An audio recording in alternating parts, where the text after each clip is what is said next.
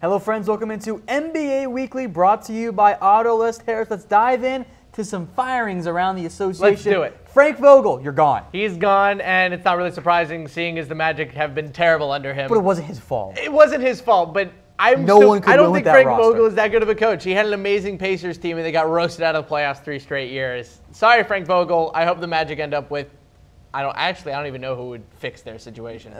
Phil Jackson. They need GM help. Bring back Phil Jackson. Stop it. Stop it. All right, speaking of Phil Jackson, let's go to the Knicks then. Jeff Hornacek, he gone. Well, now, see, he'll bring Jeff Hornacek to the Magic, so he'll be great. No, he got fired because Jeff Hornacek was a decent disaster with the Knicks. He might actually have been the reason that they were so bad, plus, losing Kristaps Porzingis. But, he was hired by Phil Jackson to be kind of the savior, the coach that was going to take him to the next level. Nothing really happened, and now that the new front office is in here with the new GM, they're going to want to bring in their own guy. A lot of options that we'll get to at the end of later in the rumors. All right, let's get then to number 3 here on our news roundup. Kevin Durant again plans to opt out of his contract. Very expected. We knew this was going to happen. He's only getting paid $26.5 million. I can't believe I always say only gets paid that much money, but only $26.5 million. He is going to remain with the Dubs. He could sign a 5-year max worth about $38 to $40 million a year, which would be absolutely insane, but he's always been expected to decline this player option. Not a huge surprise. He's already said he's going to be with the Warriors next year unless they don't offer him money. So news, but don't panic about it. Yes, exactly. He's not going to go anywhere. Warriors fans, yes. All right, we'll keep it rolling now with our next news item. Vince Carter. He's going to play another season, Harris. He's coming back, and I couldn't be more excited. I can't wait to see him play again. He's 41 years old. He doesn't know where he's going to play, but mind you, the Raptors almost signed him to a contract last offseason before the Kings gave him more money. And this is going to be his last season, so I think it'd only be fitting for him to end his career in Toronto. He would just be kind of the 11th or 12th man. He'd throw down some dunks. It'd be great.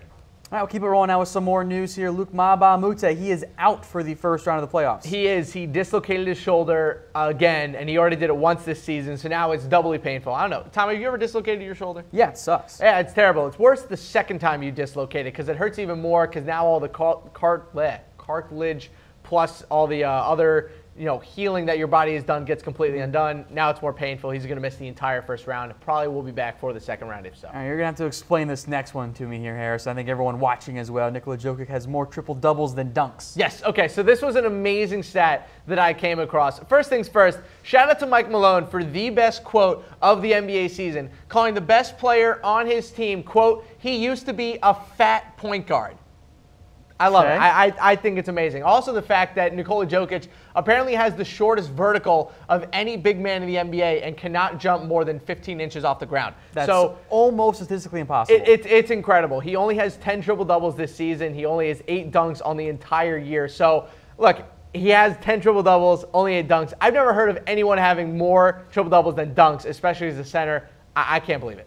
I'll keep it rolling now into some rumors here. First up, is Doc Rivers going to return, Harris? We don't actually know. We're giving this one 2 crying Jordans because at this point, he could come back or he could leave for the Knicks. He doesn't even know yet because as of right now, the Clippers haven't told him. And it's kind of annoying because he's one of the best coaches in the NBA. The fact that they were this close to the playoffs with the roster that they had and all the injuries they dealt with. That good. No, GM Doc is not great. GM Doc gave Danilo Gallinari $50 million a year, which was not a great decision. But the Clippers have gone to the playoffs 6 straight years before this year. And it's crazy. They actually asked Doc Rivers, what is he going to do next year or the rest of the season now that they're not in the playoffs? He says, I have no idea what I'm going to do tomorrow because this is the only 4th time in 19 years that Doc Rivers has missed the playoffs, which is absolutely insane. All right, some more coaching items here that we'll discuss now. Jay Wright to the Knicks. That is one of the new rumors floating around. I don't believe it. I'm going to give this one 2 crying Jordans. It seems even high. It is a little bit high. I'm only giving it 2 because I'm trying to be nice to the Knicks fans. But Jay Wright has been on the record saying that he wants to make Villanova the Duke of the Northeast, which,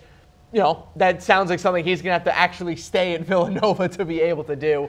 He's not going to leave Villanova to come coach the Knicks. They have reached out to him. They are expected to offer him a deal, but it's not going to happen. Other options, got Dave Fizdale, have David Blatt, and a little Jerry Stackhouse action as well. We have a reaction poll for the people at home because I actually want to know who people think the Knicks are going to hire. We have a couple options for them. I like Jerry Stackhouse. I think it'd be pretty fun. He's been a good option with it. You don't appreciate the coaching prowess of Jerry Stackhouse. You're right, I don't. In the G League. He's been pretty fantastic. But our options, give me a heart for Dave Fizdale, a like for Jay Wright, a laughing face for David Blatt. Yes, that is the David Blatt who coached the Cavs to a disaster, or a wow face for someone else. David Fizdale should be the #1 guy for any team that needs a head coach. Going to the Bucks. Watch out. Go to the Bucks. All right, number 3 then. Joel Embiid. Is he going to play in Game 1 of the playoffs? Harris? He is not. This is fake news because there were some rumors rolling around that he was going to play with his crazy mask, and then Brett Brown came out and said, no, he's not actually going to play. Though he does look awesome. He does. He will wear the Batman mask when he comes back and plays. He's still dealing with that orbital fracture when he was elbowed in the face by Markelle Fultz, or excuse me, shouldered in the face by Markelle Fultz. He won't play in Game 1. He may come back for Game 2 with limited time, but this is a big series because, look, they can get blown out of the first round if Miami Heat get their defensive rotations under order. Plus, Hassan Whiteside is going to play more minutes, and without Embiid, the Sixers have no answer for him. So we'll see what happens. It could be a pretty dicey Game 1 for the Sixers. All right, more rumors then to discuss. Does no one fear the Warriors here? What's going on here? All right, well, we're going to give this one 2 heads. This is coming from Zach Lowe, who said that he's been, I do too, you know, the Lowe Post, one of the best NBA podcasts that you'll find. So he's talking about how teams that are currently in the playoffs, who they do and do not want to face in the upcoming playoffs. And according to him and the teams he talked about, teams are more afraid to face the Jazz than the Warriors without Steph Curry. Okay, but Curry's going to be back. He is going to be back after the first round. And even then, I don't want to play Kevin Durant, Draymond Green, Klay Thompson. And also, I have a theory about this. I have a theory about this. I think this is coming from the Warriors to try and motivate their guys who have looked highly unmotivated for the last 3 weeks of the season when Steph Curry went down. They've looked like they couldn't have given a damn about the rest of the regular season. So I think Steph Curry, he will come back and he will obviously add a new dimension.